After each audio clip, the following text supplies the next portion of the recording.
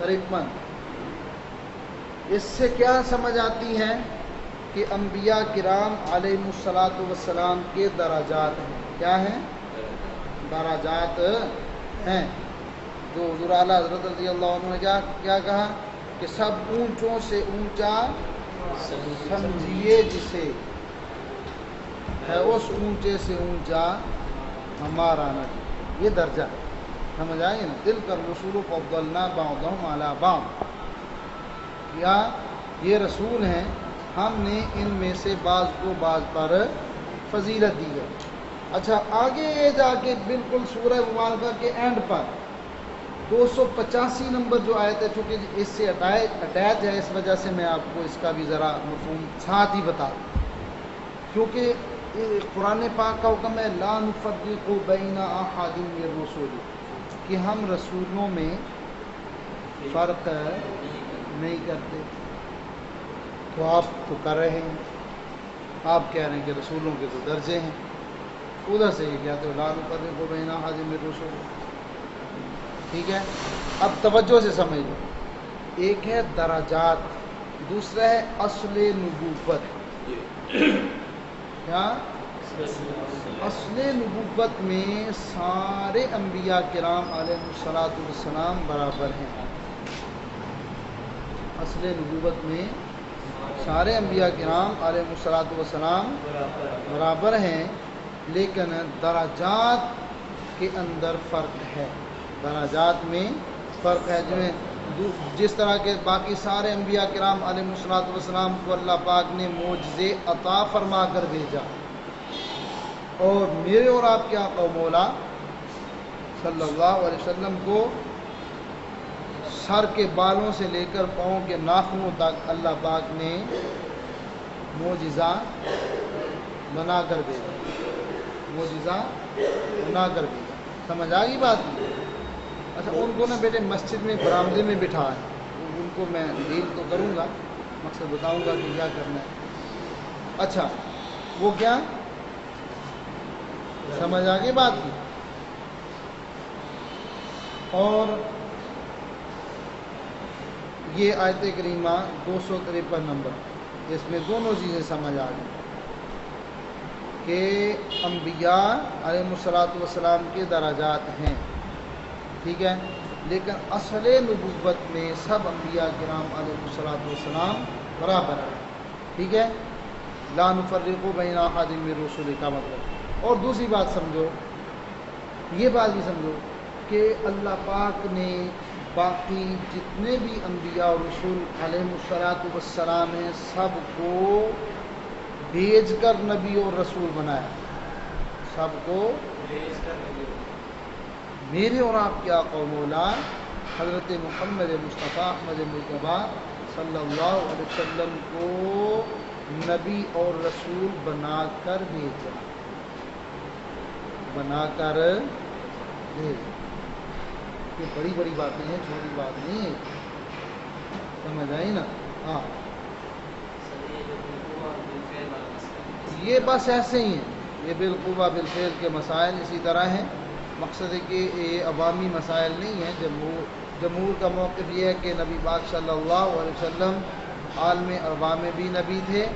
ٹھیک ہے، اور 40 سال سے پہلے دنیا میں تشریف لا کر بھی آپ نبی تھے، اور 40 سال کے بعد آپ نے اظہار نبوت، اعلان نبوت فرمایا ہے. ایسے نہیں ہے کہ نبوت آپ کو 40 سال کے بعد ملی، ایسے نہیں. جمہور کا موقف ہے. باقی اسلاف کی بھی یہ باتیں ہیں، اور اس پر میں بڑا مقصد ضخیم اور بڑا بلکہ جامع، ضخیم کہہ دیا، مختصر اور جامع. ضخیم صرف الفاظ کے اعتبار سے کہا، فتویٰ لکھ چکا ہوں. ٹھیک ہے نا؟ ہاں جی، اس کے اوپر میں نے فتویٰ لکھ دیا، اور اس فتوے کے بعد ان لوگوں کا رجوع آیا، جیسا بھی رجوع، سچا ہے جھوٹا ہے. اس کے بعد کوئی گفتگو آج تک نہیں ہوئی اس بات پر کہ بالقوہ نبی تھے یا بالفعل تھے. چپ. لیکن اس فتوے کو میں نے وائرل کرنے کی اجازت نہ دی ہے، نہ دوں گا، کیونکہ میں انتشار اور شہرت نہیں چاہتا. میں صرف اور صرف اصلاح چاہتا ہوں، اور الحمدللہ جو میرا نظریہ تھا وہ پورا ہوا. ٹھیک ہے نا؟ اب یہ ہے نا اس کے بارے میں یہ کہا جاتا تھا نا شاہ جی، نبی تو تھے لیکن لوگوں کو پتہ نہیں تھا۔ اب اس میں نبوت کی نفی نہیں ہوتی، میں نے لکھا بھائی یہ اس کا مطلب یہ نہیں کہ اللہ کے نبی صلی اللہ علیہ وسلم نبی نہیں تھے، آپ یہ کہیں کہ لوگوں کو پتہ نہیں، لوگوں کے علم کی نفی ہے، آپ نبی کی نبوت کی نفی کر رہے ہیں۔ لوگوں کے علم کی نفی ہے کہ لوگوں کو پتہ نہیں تھا کہ آپ اللہ کے نبی ہیں، آپ کی نبوت کی تو نفی نہیں ہے۔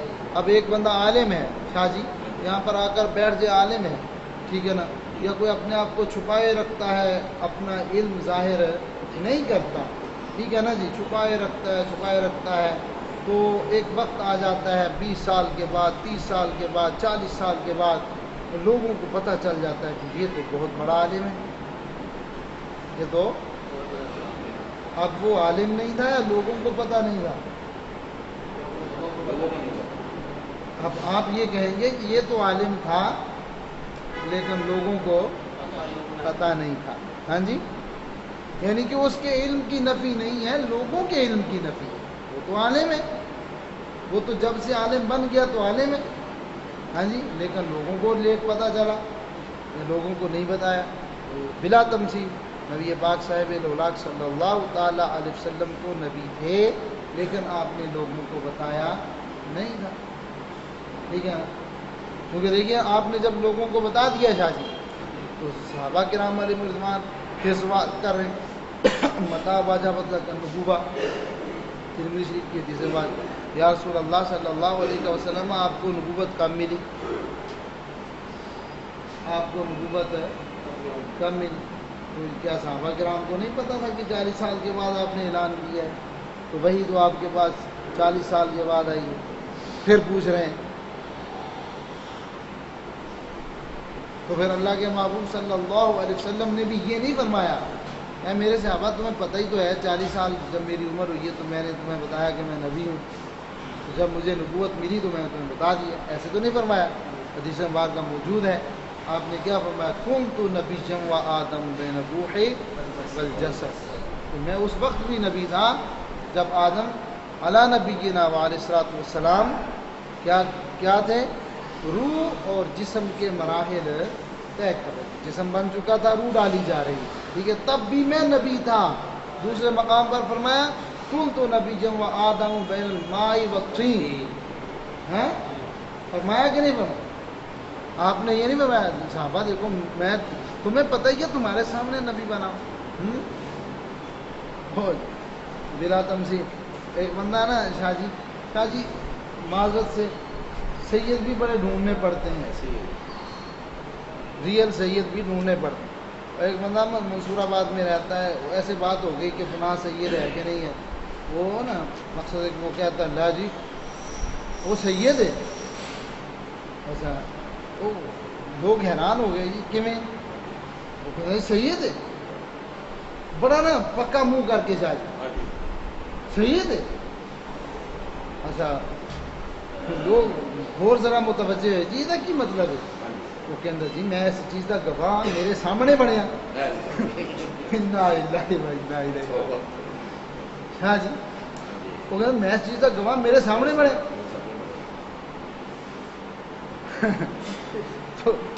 تو اللہ معافی دے، یہ بات ہے، تو اس طرح بھی اب ہو رہا ہے، قومیں بدل رہی ہیں، لوگ اپنے آپ کو پتہ نہیں کیا سے کیا کرنے کی کوشش کر رہے ہیں، تو بس اللہ تعالیٰ معافی، اللہ ایمان کے ساتھ ہے۔ دیکھو جو سیدوں کے سردار حضرت غوث اعظم رضی اللہ عنہ جو حسنی حسینی سید ہیں نا جی، ریل رضی اللہ عنہم، ٹھیک ہے نا جی، کہ سب پر ان کے داداؤں پر بھی ناناؤں پر بھی سلام ہو اور اللہ راضی ہو ان سے، ٹھیک ہے نا جی، وہ بھی کیا کہتے ہیں، وہ فرماتے ہیں میری تو عید اس دن ہوگی جب دنیا سے ایمان سلامت لے کر جاؤں، بھائی ایمان کی سلامتی منگو، عشق کی سلامتی منگو، تو جناب یہ قوما بدلتے لگے ہو پتہ نہیں کی گل، ہاں جی بھائی تینوں جو اللہ نے بنایا اللہ کی اس تخلیق سے خوش ہے، اللہ پتہ نہیں کہڑے کام کرائے گی، اس کی رضا پر راضی رہو، شکر ہے کہ اللہ پاک نے ہمیں اشرف المخلوقات بنایا، اور شکر ہے کہ اللہ پاک نے ہمیں اپنے پیارے محبوب صلی اللہ علیہ وسلم کا غلام بنایا ہے، اس پر جتنا بھی شکر ادا کرو کم. وہ ایک مولوی کو کسی نے مجھے نا بھیج دیا کلپ تھا. وہ مولوی کہتا بھائی تم جو اللہ پاک نے اپنے محبوبہ امتی بنایا یہ دسو دیہڑے جو کسی نے نفل بھی آج تک پڑھے نے شکرانے نے. عجیب ریٹنگ ہو رہی ہے نا. کوئی نفل پڑھنا ضروری نہیں ہے, سمجھ آئی. جب آپ کو نفل تو آپ پڑھیں گے جب پڑھیں گے, آپ جس حال میں ہیں, جب بھی ہیں, جس وقت بھی ہیں, آپ اللہ کا شکر ادا کریں کہ یا اللہ تیرا لاتعداد مرتبہ شکر ہے کہ تو نے ہمیں اپنے محبوب کا صلی اللہ علیہ وسلم امتی بنایا ہے, اور پھر اس سے بڑھ کر یہ کرم کیا کہ ان کے غلاموں میں باادب لوگوں میں رکھا ہے, غلاموں میں اور باادب لوگوں میں رکھا. یہ اس کا کرم نہیں. یہ تو ہر گھڑی ہر لمحہ شکر کرنے کی بات ہے. اور نفل تو جب وضو کرو گے پتہ نہیں وضو بھی سیدھا ہوگا کہ نہیں ہوگا. تو کیا مطلب ہر وقت, ہاں جی, ہر وقت اللہ کا شکر ادا کرو کہ یا اللہ تیرا شکر ہے کہ تو نے ہمیں اپنے محبوب صلی اللہ علیہ وسلم کا امتی اور غلام بنایا, اور غلاموں کا غلام بنایا, باادب رکھا ہے کہ ہم تیرے غلاموں کا بھی ادب کرتے ہیں علیہ الصلوۃ والسلام. ہاں اللہ الصمد. بڑی بڑی باتیں ہیں, کیا کیا کہیں آپ کو, اور بھی بہت باتیں ہیں. بہرحال یہ دیکھیں کہ شفاعت جو ہے کافروں کے لیے نہیں ہے بھائی. لا خلۃ ولا شفاعہ, یہ آیت نمبر 254 7 والی. کافروں کے لیے شفاعت نہیں, اور سفارش کافراں دے کام نہیں آنی, ایمان والیاں دے کام آنی. من ذا الذی, یہ بھی سمجھ لو.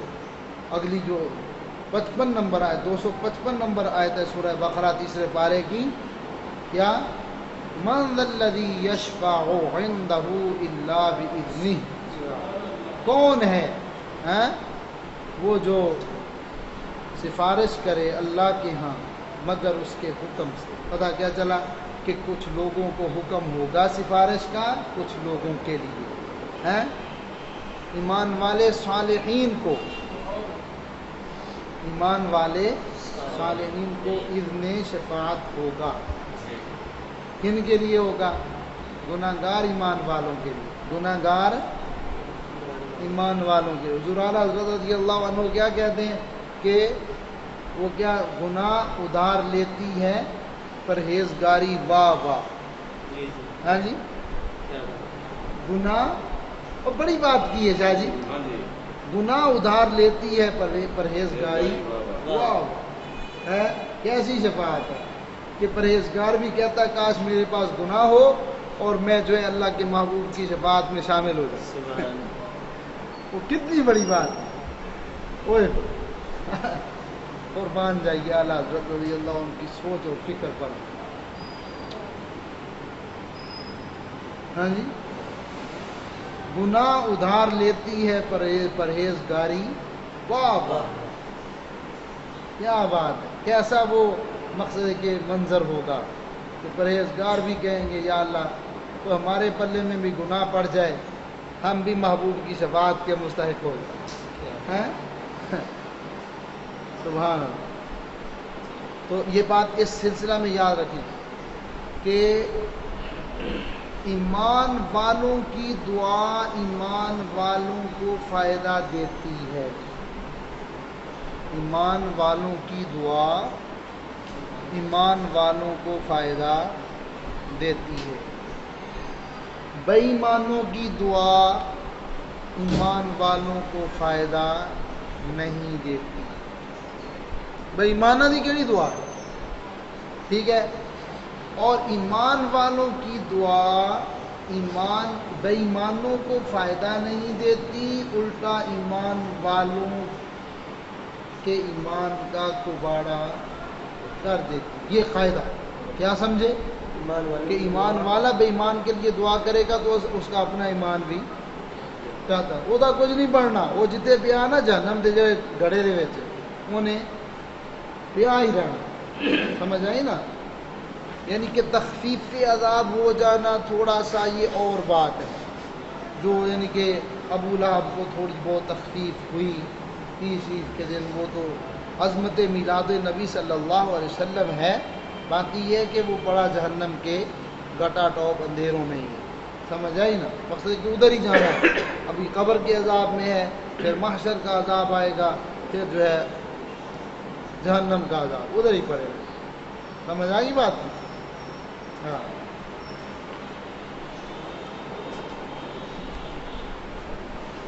آگے فَأَمَاتَهُ اللَّهُ مِئَةَ عَامٍ ثُمَّ بَعَثَهُ، یہ آیت نمبر 260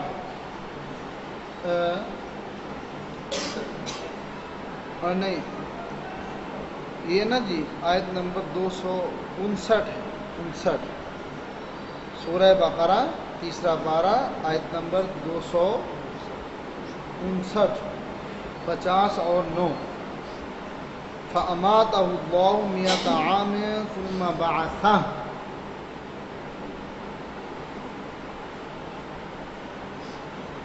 اس کا کیا مطلب ہے؟ اس کا مطلب یہ ہے کہ بزرگوں کی دعا سے مردہ زندہ ہو جاتا ہے، بزرگوں کی دعا سے مردہ زندہ ہو جاتا ہے، کیونکہ حضرت عزیر علیہ السلام کا یہی تقاضا تھا کہ یہ جو لوگ مردے بڑے پڑے ہیں اللہ تعالیٰ نے جن کو مار دیا ہے کہ یہ کیسے مقصد زندہ ہو جائیں گے، یہ بستی والے کیسے زندہ ہو جائیں گے، جس کا تذکرہ اس آیت کریمہ میں موجود ہے، مقصد کے شروع میں قال انا یحیی ہذہ اللہ بعد موتہا،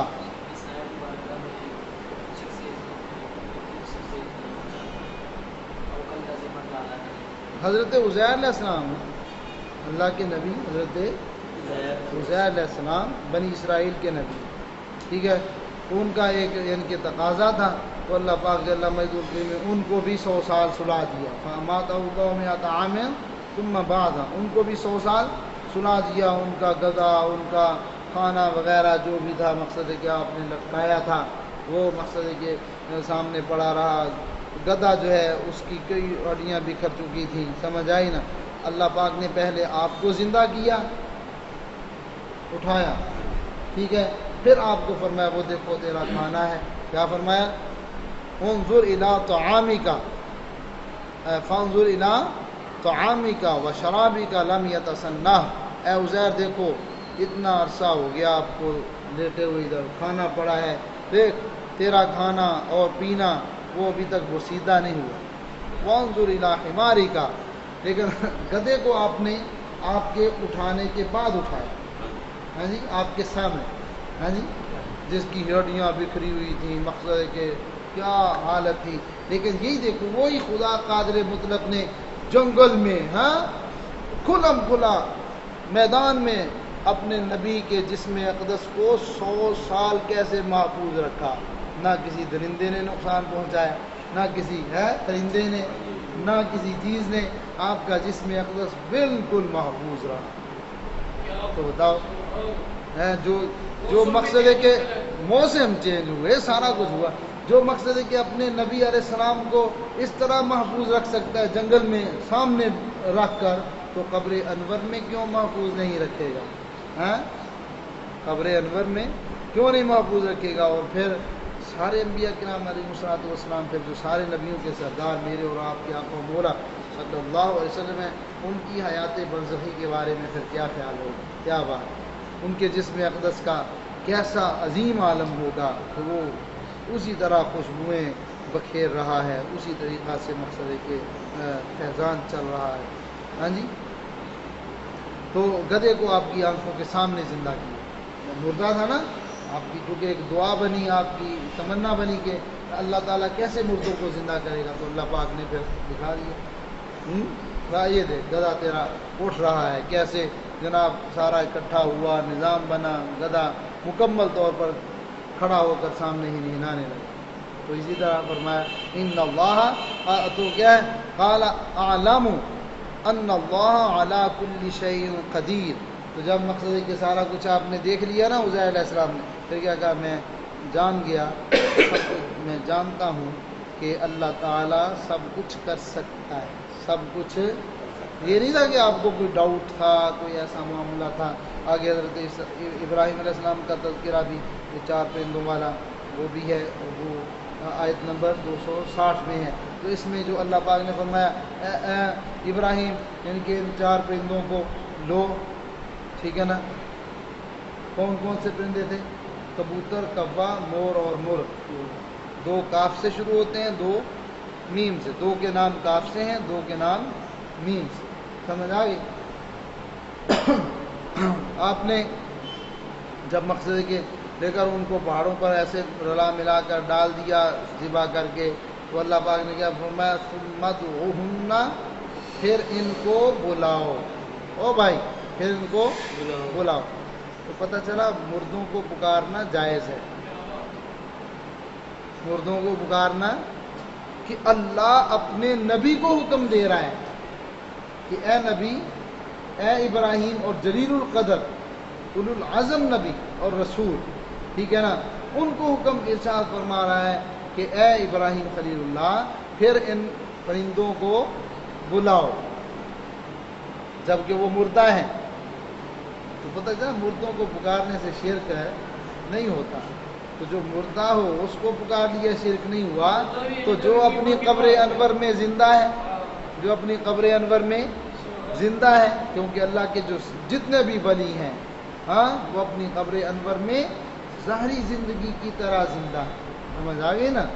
لیکن ان کو وہ موت نہیں آتی کہ جس سے روح جسم کو پالنا چھوڑ دیتی ہے. روح جسم کو پالنا چھوڑے، وہ موت ان کو نہیں آتی. ہاں ان کے جسم سب سلامت ہیں، اور وہ ان کا فیضان جو ہے وہ بہت زیادہ جاری ہو جاتا ہے ان کے ماننے والوں کی طرف. اور بھی بہت ساری باتیں ہیں. اور یاد رکھیے وَمَن يُؤْتَ الْحِكْمَةَ فَقَدْ أُوتِيَ خَيْرًا كَثِيرًا. یہ جو اللہ پاک نے فرمایا نا 3 پارہ سورہ بقرہ اور آیت نمبر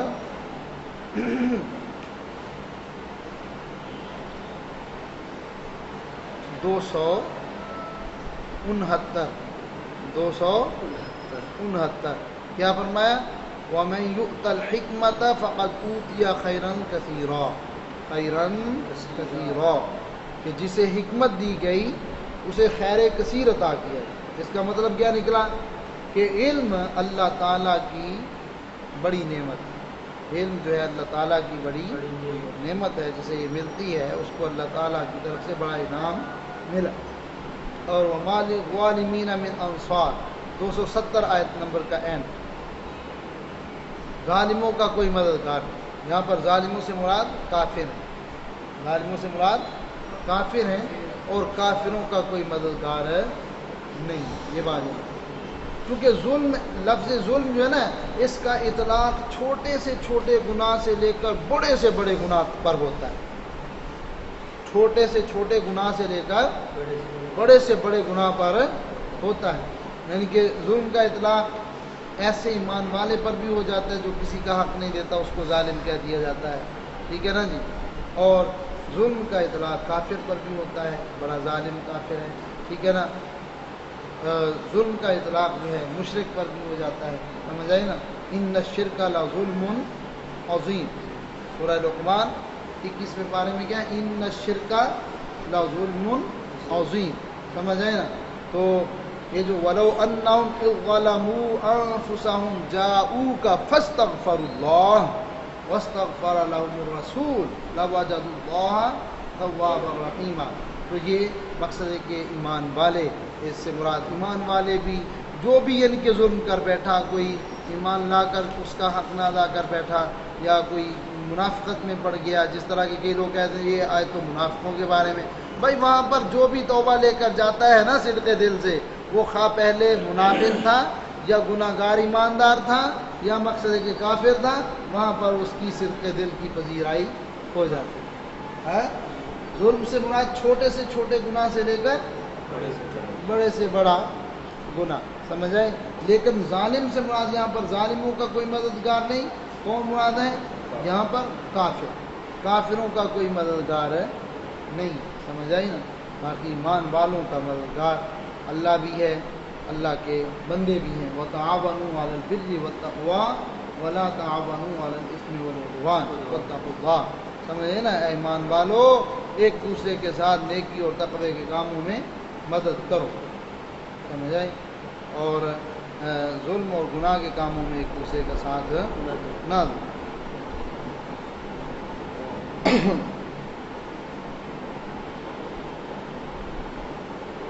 باقی باتیں تو بہت زیادہ ہیں۔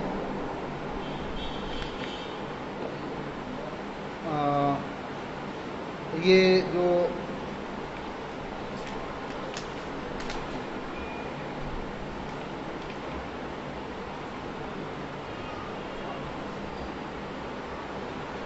آیت نمبر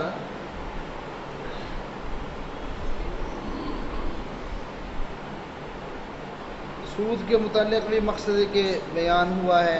باقی یہ جو آیت کریمہ نمبر 274 ہے، اس میں حضرت سیدنا صدیق اکبر رضی اللہ عنہ کی فضیلت کا تذکرہ ہے، سمجھ آئی نا؟ کہ الذین ينفقون اموالهم باللیل والنہار سرا وعلانیۃ فلهم اجرهم عند ربهم ولا خوف علیہم ولا هم يحزنون۔ آپ نے جو 40,000 درہم خرچ کیے تھے اللہ کی راہ میں، 10,000 دن کو، 10 رات کو، 10 اعلانیہ، 10 پوشیدہ، سمجھ آ گئی نا؟ تو خصوصی طور پر آپ کا تذکرہ ہے۔ باقی جو بھی اس طرح خرچ کرے گا، اعلانیہ، پوشیدہ، سمجھے نا؟ اور اسی طرح یہ لفظ اعلانیہ بھی ہوتا ہے، علانیہ بھی ہوتا ہے، سمجھے نا؟ اعلانیہ بھی ہوتا ہے اور علانیہ، عین کے اوپر زبر، علانیہ بھی ہوتا ہے، سمجھ آ گئی؟ ہاں، تو پوشیدہ، سرن، رات کو، لیل، نہار، دن کو، سمجھ آئے نا؟ خرچ کیے۔ باقی آگے جو آیات طیبات ہیں ان میں سود کے متعلق ہے کہ سود جو ہے وہ جائز نہیں ہے، ایمان والوں کو حرام ہے، مقصد ہے کہ سود سے بچنا چاہیے۔ سود کی بہت ساری اقسام ہیں، بہت سارے مقدار ہیں۔ باقی سب سے جو زیادہ مشہور سود ہے وہ کسی بھی جنس کو لے کر دینا، مقصد کہ اور اس کے برابر بغیر کسی مقصد کے محنت کے جنس کی بڑھوتری لینا۔ لائک آپ نے جس طرح لوگ بینک میں رکھتے ہیں پیسے، 10,000 رکھا تو 11,000 لیا، یہ سود ہے۔ اسی طرح لاکھوں رکھتے ہیں اور ان کو لاکھوں روپے پھر آتے ہیں، یہ جو زیادہ آتے ہیں یہ سود ہے۔ جو کاروبار کہتے لوگ کاروبار کرتے ہیں اپنا ہوتا ہے، یہ سارے انشورنس کے معاملات، یہ تکافل میں بھی میں مطمئن نہیں ہوں، سمجھ آئی نا؟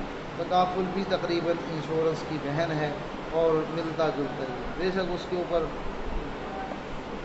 مختلف مکتبہ فکر کے لوگوں نے فتاوی جات جواز کے دیے ہیں، وہ تو انشورنس پر بھی موجود ہے، لیکن بہرحال بچنا ضروری ہے۔ اب یہ جو ہے نا رات رات کے اندر جناب عمارت کا نشہ انسان کو خراب ہی کرتا ہے، میں امیر ہو جاؤں عمارت میں ایسے بندہ خراب ہوتا ہے، ذلیل ہوتا ہے۔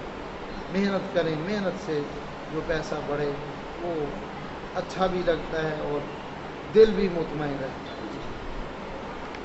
تو باقی قرضہ دینے کے بارے میں ہے، یہ آیت نمبر کیا ہے قرضے کے بارے میں؟ یا ایھا الذین آمنوا، یہ جو بڑی آیت کریمہ ہے پورے قرآن پاک کی، میرا خیال سب سے بڑی آیت کریمہ یہی ہے۔ ہاں، اذا تداینتم بدین، کیا نمبر ہے اس کا؟ 282 نمبر ہے۔ اس میں قرضہ لینے دینے کے جو معاملات ہیں، لکھت پڑھت، اچھا اس سلسلے میں بڑا حالانکہ واضح کیا گیا، لکھ کر دو، لکھ کر لو۔ کئی لوگ گننے کو بھی شرم محسوس کرتے ہیں، لے کر جیب میں ڈال لیتے ہیں۔ اچھا کئی لوگ اس بات کو فیل کرتے ہیں، لوگ میرے سامنے گننے شروع کر، یار تینوں میرے تے اعتبار نہیں قبلہ۔ حالانکہ یہ دینے والے کو کیا دینا چاہیے؟ بھائی ادھر میرے سامنے کھڑے آپ گن لیں، کوئی بات نہیں، سنت ہے، حالانکہ گن کے ڈالو، بعض اوقات پیسے آگے پیچھے خود سے ہو جاتے ہیں، پھر بندہ بےایمانی کا شکار ہوتا ہے کہ یار اس نے پتہ نہیں میرے ساتھ جو ہے نا خرابی کر جی جی دینے والے کا بھی مغالطہ ہوتا ہے، اس نے فرض کیا آپ کو 10,000 دینا ہے، وہ 11 دے بیٹھا، ایسے بھی ہو جاتا ہے، 10 دینا تھا 11 دے بیٹھا۔ اگر آپ گن لیں گے اگر زیادہ ہے تو وہ واپس کریں، اور اگر کم ہے تو تقاضا کریں کہ بھائی آپ نے تو 10 دینا تھا 9 دیا یا 8 دیا، ٹھیک ہے نا۔ تو یہ چیزیں یہ لکھنے کا بھی حکم ہے، لکھتا اب تو لکھنے لگ جاؤ نا تو جناب یہ لا بھائی یہ میرے تے اعتبار ہی کوئی نہیں، روپیہ 10,000 دے کے تو لکھنا شروع کر دیتا، گواہ بنانا شروع کر دیتے۔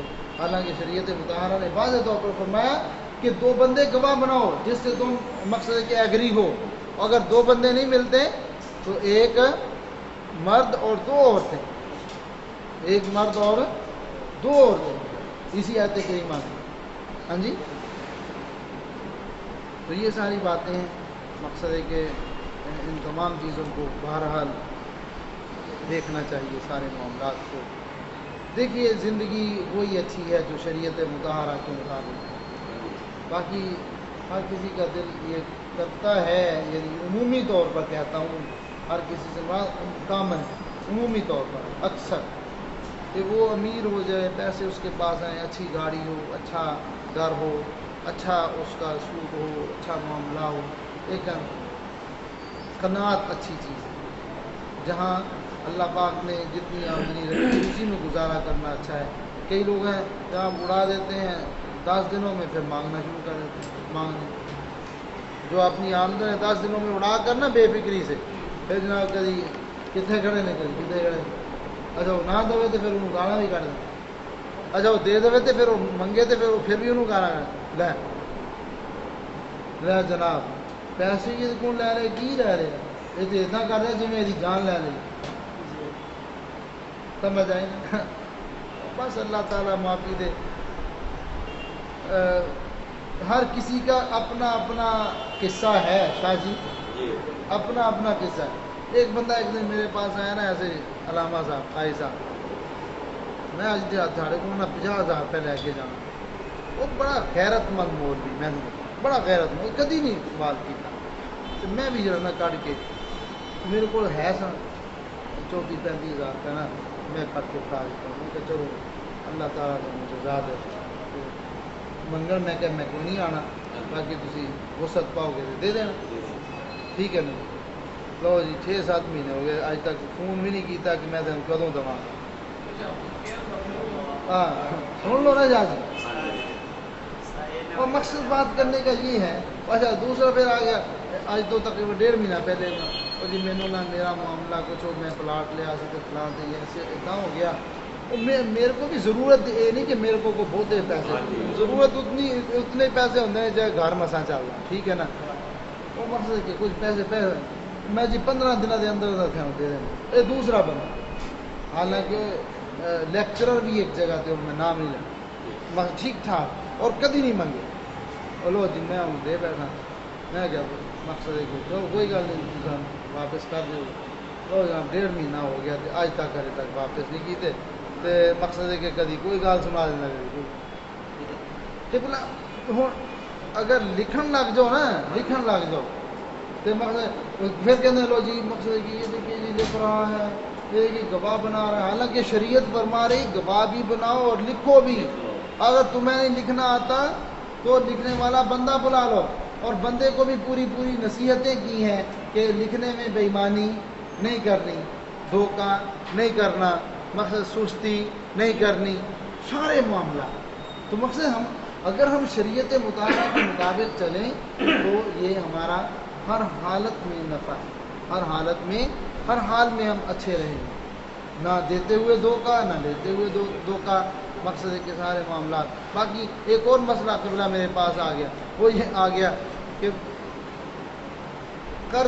قرض کسی بندے نے دیا تھا 1985 میں، اچھا اتفاق اس دینے والے کا بھی صبر، لینے والے کا بھی جناب جی ہاضمہ، دینے والے کا بھی صبر، لینے والے کا بھی ہاضمہ۔ اس وقت اس نے 5 تولے سونا دیا تھا، اچھا یہ بھی بڑی بات عجیب، اور اس نے کچھ ریال تھے وہ دیے تھے، کچھ ڈالر تھے وہ دیے تھے اس وقت. اچھا اس وقت کا چلتا چلتا وہ قرضہ اب تک آن پہنچا. اچھا اب وہ کچھ دینے کا ویلڈ ہوا، وہ خود تو مر گیا لینے والا، بیٹا کہتا ہے میں دے دیتا ہوں، چلو میں نے مکان بیچا ہے تو کچھ ویلڈ ہوا.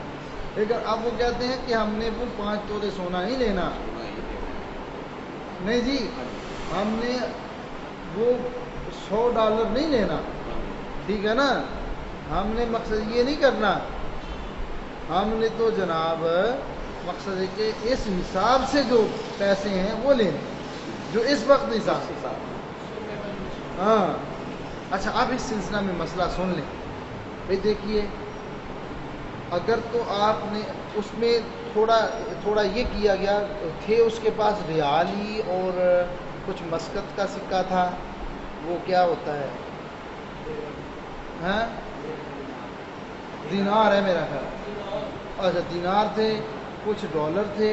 اچھا کچھ اس نے نا پیسے بنا لیے اس وقت. اچھا جو اب مسئلہ بڑا ضروری ہے، دیکھیے جو اس نے اس وقت پیسے بنوا کر لے لیے نا، پیسے بنوا کر لے لیے، اب وہ تقریباً اس کا بنا میرا 35,000 روپے اس وقت، ٹھیک ہے نا. وہ ڈالروں کا اور کچھ سونے کا اور کچھ جو بھی چیزیں تھیں لے لیے. ہاں جی پیسے. اب اس نے جو واپس کرنے ہیں پیسے ہی واپس کرنے، 35,000 ہی کرنے، ٹھیک ہے نا. اب جو اس نے سونا لیا، ڈالر لیا، ٹھیک ہے، ریال لیا 100، اب جو بھی قیمت ہے اب اس نے وہ 100 ریال اور 5 تولے سونا اور $100 ہی واپس کرنا ہے، ٹھیک ہے نا. حالانکہ اس وقت تو ڈالر بمشکل جو ہے 50 روپے کا ہوگا اور آج ڈالر جو ہے 180 روپے کے لگ بھگ ہے، ٹھیک ہے نا جی. اس طرح سونا اس وقت تو 5,000 کو تولا ہوگا سر بمشکل، مجھے کنفرم نہیں، 5,000 3,000 کو تولا ہوگا، یعنی کہ بمشکل اس وقت کا یہ 5 تولے سونا 15,000 روپے پڑے. اگر 5,000 کو تو 25,000 بنے، ٹھیک ہے نا. یہ دیکھیں جی یہ کہیں نقصان نہ دے. اچھا 5,000 کا اگر تولا ہو تو 25,000 روپے بنے، سمجھے. اگر مقصد ہے کہ 3,000 کو تو 15,000 بنے 5 تولے کا، ٹھیک ہے نا. لیکن اگر اس وقت پیسے لیے ہوتے تو 5,000 واپس کرتا، لیکن اگر سونا لیا تھا تو آج سونا ہی واپس کرنا. تو وہ سونا کتنے کا بنے گا؟ تقریباً 5 لاکھ روپے، بلکہ 5 سے بھی زیادہ ہی بنے گا، لاکھ سے اوپر ہے سونا. 35-40 ٹھیک ہے نا. تو مقصد بات کرنے کے اس میں کوئی حرج نہیں. یہ جو بڑھ گیا اگر سونا اس وقت دیا تھا، سونا اب لے رہا ہے تو وہ اپنی جنس وہی برابر جنس لے رہا ہے، سمجھے نا. اگر اس کا ڈالر دیے آپ وہی ڈالر $100 ہی دیں. اس وقت ڈالر 70 روپے کا تھا تو بمشکل 7,000 بنتا 100 کا. ہاں جی تو پھر اچھا دینے والا بھی قبر میں جا چکا ہے، لینے والا بھی جا چکا ہے. اس کے وارث مانگ رہے ہیں، اس کے وارث دے رہے ہیں، یہ بات بھی یاد ہے. لیکن انہوں نے ڈال دیا، کہ ہم نے تو اب کے حساب سے لینا ہے اور ہم نے مقصد ہے کہ کوئی رعایت بھی نہیں کرنی. وہ میرے پاس پھر آیا تھا فتویٰ پوچھنے کے. تو یہ باتیں ہیں، مقصد ہے کہ یہ بہت عجیب سی باتیں ہیں، تو فتووں میں بہت کچھ ہوتا ہے. بسم اللہ الرحمن الرحیم. ماشاء اللہ شب برات کی آمد ہے، جس کا سمپل سا مفہوم یہ ہے کہ چھٹکارے کی رات. لیکن لوگوں کا جو طریقہ کار ہے اس رات کو گزارنے کا وہ کچھ مختلف ہے. کئی لوگ جو ہیں وہ چھولیاں پٹاخے وغیرہ چلانے لگ جاتے ہیں اور بچے بھی شروع ہو جاتے ہیں، بڑے بھی لے کر دیتے ہیں، ظاہری بات ہے تو بچے تب ہی لیتے ہیں. تو یہ تو سب ہندوانہ رسمیں ہیں، ان سے بچ کر اصل میں ان راتوں میں جو بھی مقدس راتیں ہوتی ہیں ہم نے اعادہ کرنا ہوتا ہے.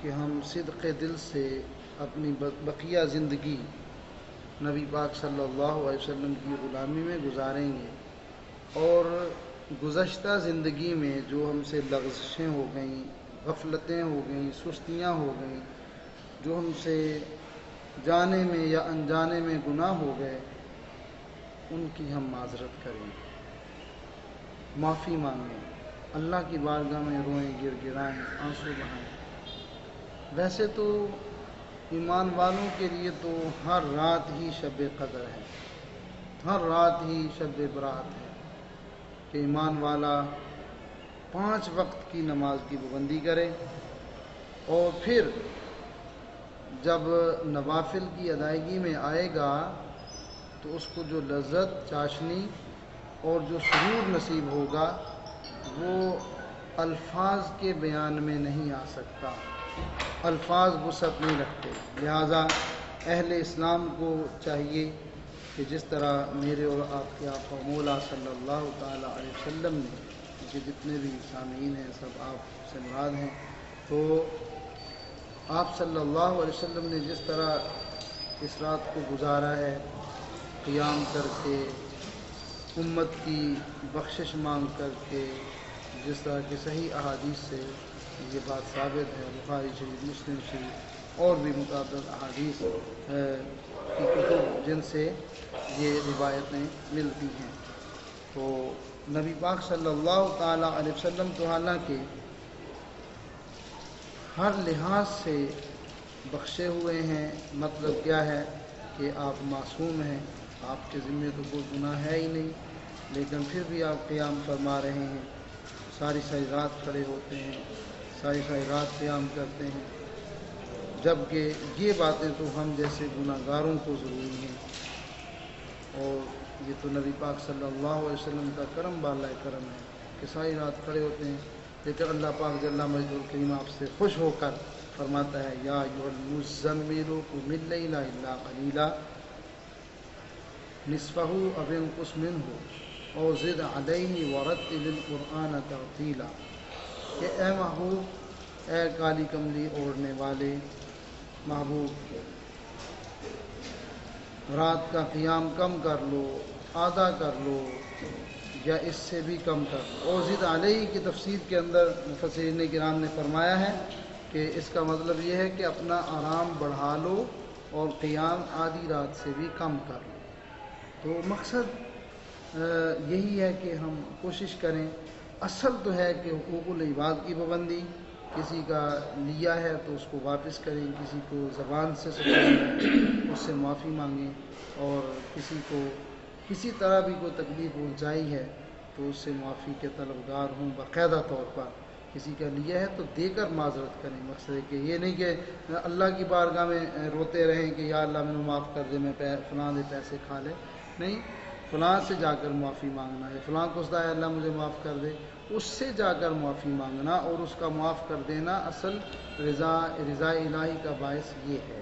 باقی اللہ تعالیٰ اپنے بندوں پر بڑا کرم فرماتا ہے۔ صلاۃ و تسبیح بھی لوگ پڑھتے ہیں اس رات میں، تو صلاۃ و تسبیح کی ادائیگی بھی جو ہے اس کا بہت زیادہ ثواب ہے، زندگی کے گناہ معاف ہوتے ہیں صغیرہ، اور جتنے بھی اس طرح گناہوں کا آتا ہے کہ معاف ہوتے ہیں تو اس سے مراد صغیرہ گناہ ہوتے ہیں، کبیرہ جو گناہ ہوتے ہیں ان کو باقاعدہ طور پر جو اس کا جو ایک طریقہ کار ہے، لائک کسی نے اگر ماں باپ کو ستایا ہے تو یہ کبیرہ گناہ ہے، کسی نے نماز چھوڑی ہے تو یہ کبیرہ گناہ ہے، تو اس کا طریقہ کار یہی ہوگا کہ جس نے کسی کو ستایا ہے، ماں باپ کو، بہن بھائی کو، ہمسائے کو، زیر دست لوگوں کو، تو انہی سے جا کر معافی مانگے اور وہ معاف کر دیں تو معافی ہو جاتی ہے، تو گناہ معاف ہوتے ہیں۔ ماں باپ کو ستایا تو ان سے جا کر معافی مانگیں، وہ معاف کر دیں تو پھر گناہ معاف ہو جاتے ہیں۔ تو باقی صغیرہ گناہ یعنی کہ جتنی بھی احادیث آتی ہیں کہ رمضان شریف کے روزے رکھے اور حج کرے گناہ معاف ہوتے ہیں، اس طرح بندہ ہو جاتا ہے جس طرح کہ مقصد ہے کہ آج ہی ماں کے پیٹ سے پیدا ہوا، تو یہ صغیرہ گناہوں کی بات ہوتی ہے، تو کبیرہ کا اپنا ایک طریقہ کار ہے۔ تو باقی ہم کوشش کریں، صلاۃ و تسبیح کی ادائیگی کریں، کوشش کریں، علیحدہ پڑھنے کی فضیلت زیادہ ہے تو اسی کے مطابق ہی ادا کیا جائے تو بہتر ہے۔ اللہ تعالیٰ جل مجدہ الکریم ساری امت مسلمہ کی خیر فرمائے، اور جس طرح نبی پاک صلی اللہ علیہ وسلم نے اس رات کو منایا گزارا، اسی طرح ہمیں بھی گزارنے کی توفیق عطا فرمائے، اور اہل اسلام کو شعبان المعظم اور شب برات کی برکتیں عطا فرمائے۔ آمین۔